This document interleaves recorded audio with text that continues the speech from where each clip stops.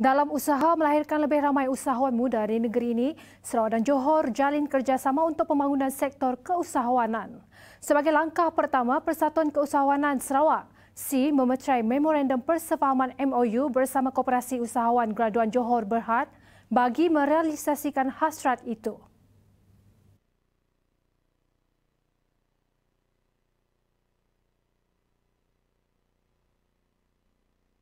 Pengerusi SEA Nizam Khalid berkata kerjasama itu bakal menyaksikan lebih banyak rakan strategik, NGO dan kerajaan akan terlibat dalam melahirkan lebih ramai usahawan muda di Sarawak. Lebih berjaya. Tidak dapat dinafikan bahawa usahawan muda merupakan salah satu faktor yang akan menyumbang kepada ekonomi di masa yang akan datang, sama ada di Sarawak ataupun di Malaysia. Jadi dengan kerjasama dengan koperasi dan persatuan ini, kita berharap kita dapat menyediakan platform dan juga dari segi bimbingan, dari segi ajaran dan juga apa-apa pun platform yang dapat membantu mereka membina dan lebih minat kepada keusahawanan. MOU tersebut turut disaksikan Menteri Muda Pembangunan Usahawan, Perusahaan Kecil dan Sederhana, Datuk Muhammad Naruddin Majais di Aeon Mall Nilai, Negeri Sembilan pada Selasa. Nizam berharap dengan jalinan kerjasama itu dapat merapatkan lagi jurang perbezaan pembangunan usahawan muda, khususnya di Sarawak dan amnya di Malaysia. Sementara itu, bagi pengerusi Koperasi Usahawan Graduan Johor Berhad, Datuk Muzamir Mustafa, ia disifatkan sebagai anjakan paradigma kepada sektor keusahawanan yang turut melibatkan pertukaran kepakaran. Malah bidang utama koperasi dalam sektor pertanian dan penternakan itu katanya dilihat tepat dengan dasar kerajaan Sarawak yang kini melaksanakan program pemerkasaan pertanian moden.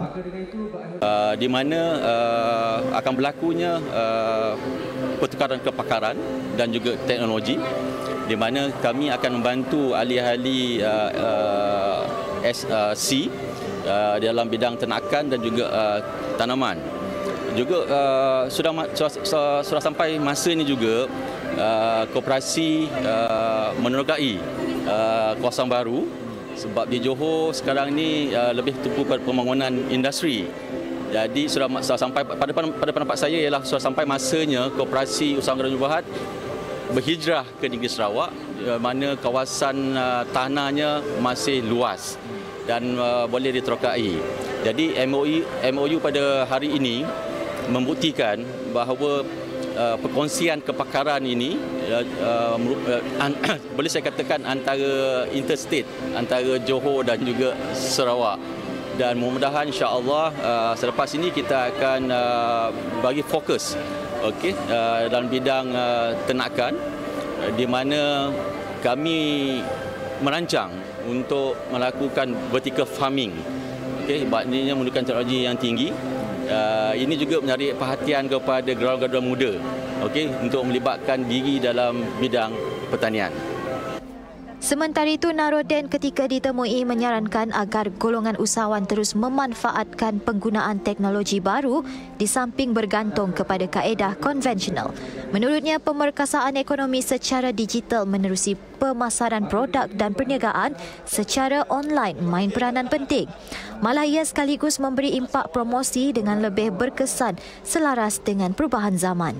Dalam masa yang sama, saya ingin mengajak para usahawan kita dari negeri Sarawak menggunakan digital ekonomi, menggunakan teknologi dan internet untuk berniaga. Kerana ini adalah trend baru masa akan datang, di mana mereka boleh mencari maklumat, di mana mereka boleh bertukar maklumat, membuat transaksi, membuat order dan sebagainya melalui internet.